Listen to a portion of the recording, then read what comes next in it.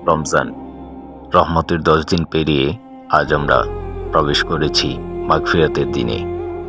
এটা সেই সময় যখন আসমানের দরজাগুলো আরও বেশি খুলে যায় আর বান্দার চোখের অশ্রু আল্লাহর দরবারে আরও বেশি মূল্যবান হয়ে ওঠে। আল্লাহ তাআলা সূরা জুমারে বলেন, হে নবী বলুন, হে আমার বান্দাগণ, যারা নিজেদের উপর জুলুম করেছ, তোমরা আল্লাহর রহমত থেকে নিরাশ হয়েও না। নিশ্চয় আল্লাহ সকল গুনাহ ক্ষমা করেন। এই আয়াত শুধু একটি বার্তা নয়, এটা প্রত্যেক গুনাহগারের জন্য খোলা দরজা, প্রত্যেক ভাঙা হৃদয়ের জন্য আশার আলো। প্রিয় ভাই ও বোনেরা, মাগফিরাত মানে শুধু ক্ষমা নয়, মাগফিরাত মানে গুনাহ ঢেকে দেওয়া, লজ্জা মুছে দেওয়া, নতুন করে শুরু করার সুযোগ দেওয়া। রাসূলুল্লাহ সাল্লাল্লাহু আলাইহি ওয়াসাল্লাম বলেছেন, যে ব্যক্তি ঈমান ও সওয়াবের আশায় রমজানে সিয়াম পালন করে, তার পূর্বের সমস্ত গুনাহ ক্ষমা করে দেওয়া হয়।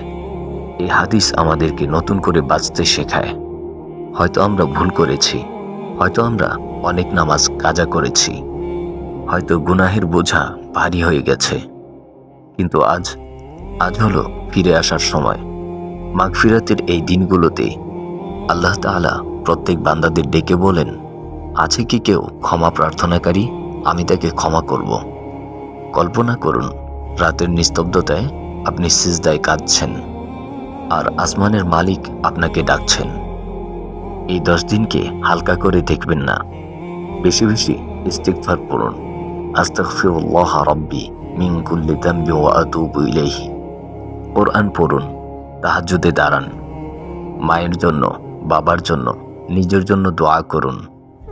হয়তো এটাই আমাদের জীবনের শেষ রমজান, হয়তো এই 10 দিনই আমাদের জন্য নাজাতের সোপান।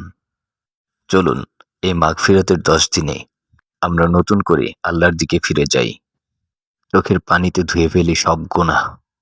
কারণ রমজান শুধু একটি মাস নয়, এটা জান্নাতের পথে ফিরে যাওয়ার সুযোগ।